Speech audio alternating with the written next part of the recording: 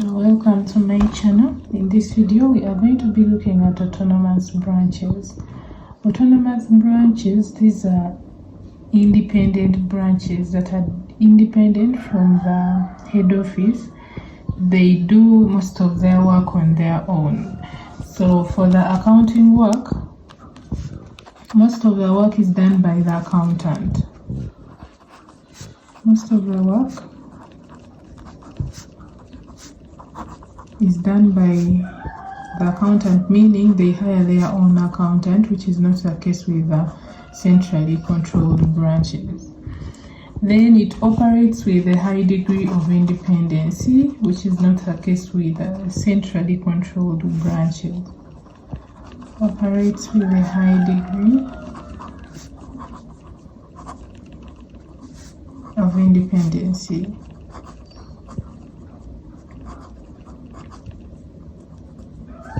Then here the branches are allowed to purchase their own stock. For the centrally controlled branches, the stock is usually sent from the head office. But for this case, branches are allowed to purchase their own stock.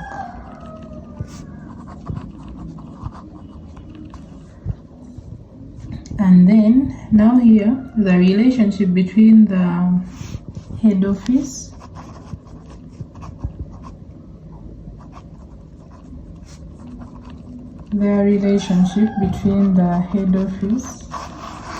and the branch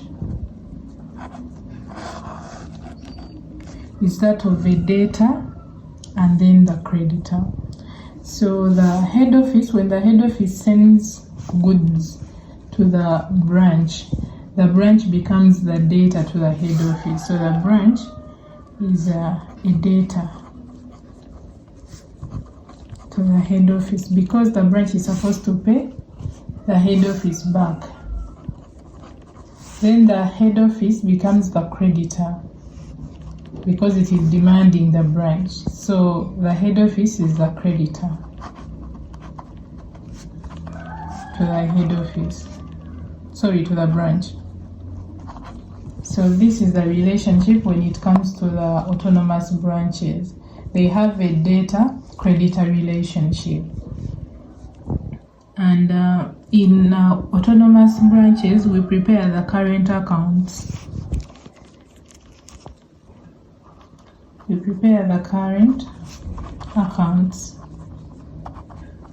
And these ones are to monitor the degree of debt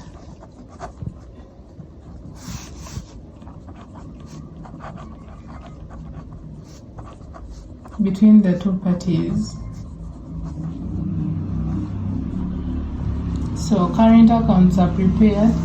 We have the head office current account and then the branch current account. They are prepared to monitor the degree of debts between the two parties. So we have there are two. The first one is the branch current account. So what you should know is that the branch current account is prepared by the head office. Then the head office current account is prepared by the branch. So it's the opposite. So the branch current account is maintained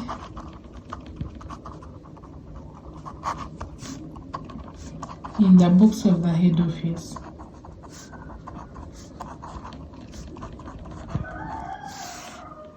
Then it records transactions between the two parties.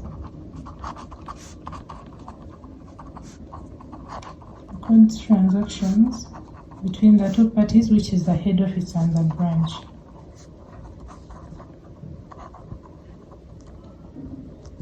Since it's prepared by the head office, so the head office treats the branch as a debtor.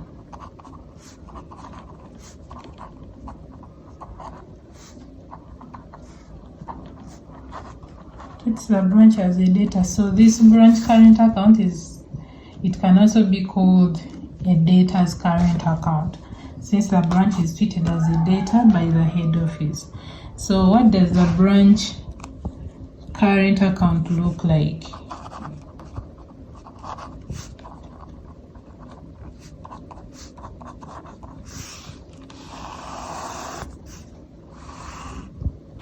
debit, and then credit. So since it is a debtors account, it has a normal debit balance. Balance brought down is on this side. Then we also have goods sent to the branch.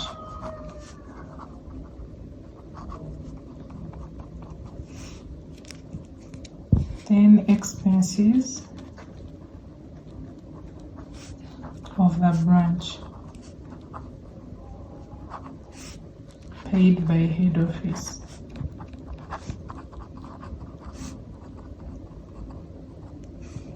Then we have branch profit.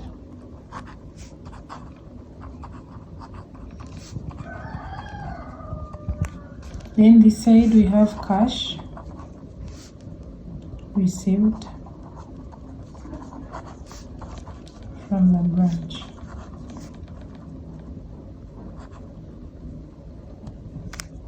Then goods returned from the branch.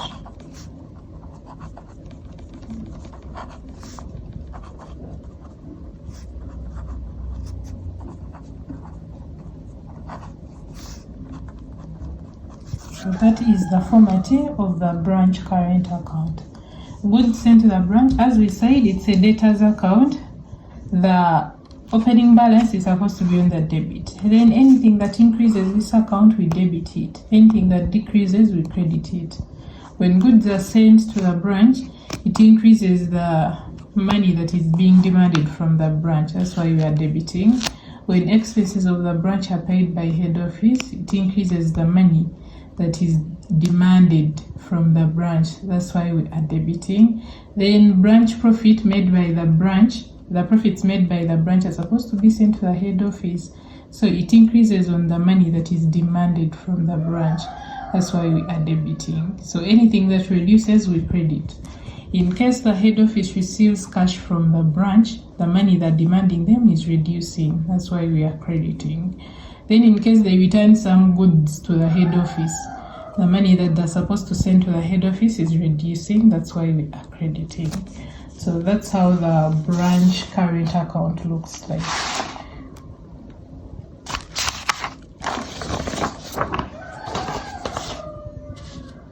Then we go to the head office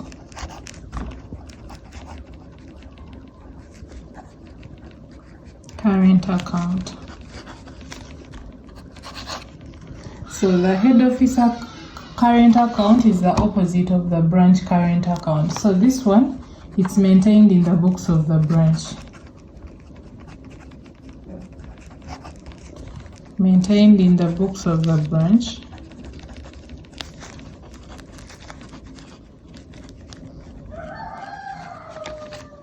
When it records transactions between the two parties.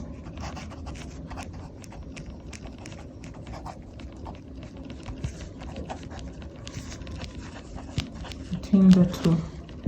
Then the branch treats the head office as a creditor.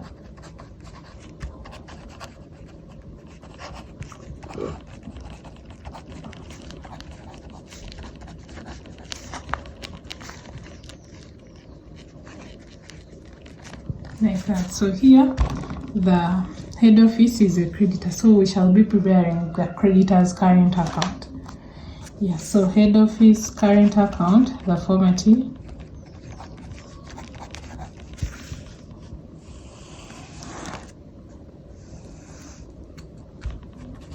Debit, credit. A creditor's account always has a normal credit balance, so the balance brought down is always on the credit side. Then anything that increases it, we credit. Anything that reduces it, we debit. It's the opposite of the debtor's current account or the branch current account. So here,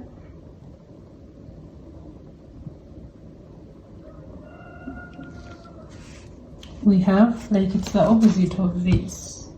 What is on this side, we put it on the debit side of this account. What is on the debit side of this account, we put it on the credit side of this account, like that. So here we have expenses.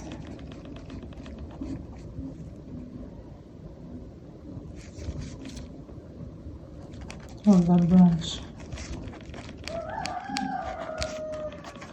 Paid by head office. Then goods received from head office.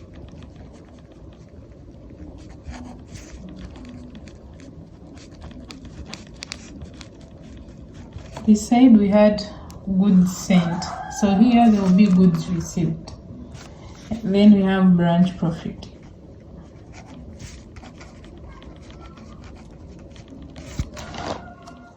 Then this side we have these. We just put it on this side, which is cash sent to head office.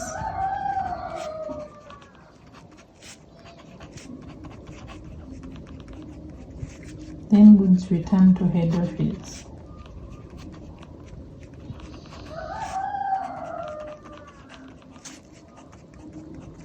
And that is the head office current account. That is how we prepare those accounts. So the next thing that we are going to see is the items in transit. They are also considered when it comes to the autonomous branches. So items in transit, these are goods that are sent by the head office to the branch, but they haven't reached. So they are sent by the head office to the branch.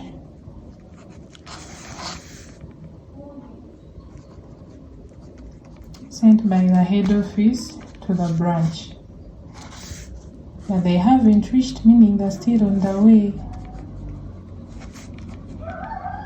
They haven't reached. Those are what we call the items in transit.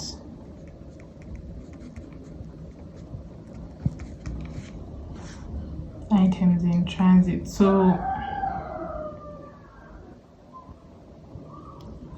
when there is a difference between the branch current account and the head office current account, whereby like they are not balancing, because they're supposed to balance since they have the same details. They are supposed to balance, but if they are not balancing, it means that there are some items that are still in transit. So these items cause a difference. They cause a difference between the head office current account and the branch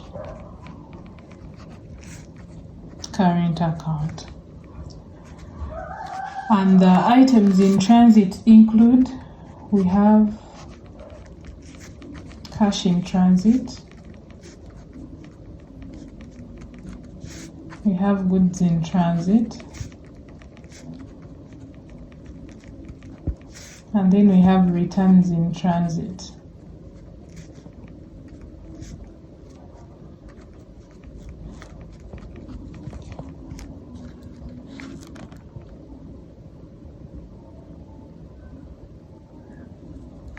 So these items, they belong to the head office.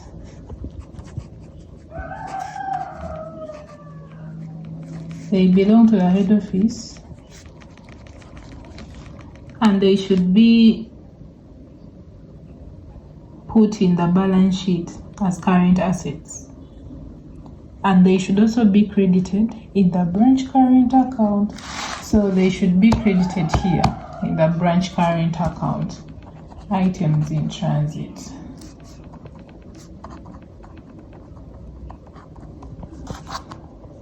Yeah, and they should be put in the balance sheet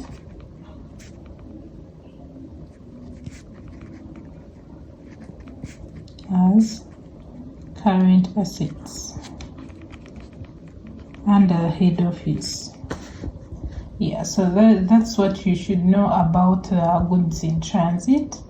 Thanks for watching. Do not forget to subscribe, like, comment. In our next video, we are going to be having an example on autonomous branches.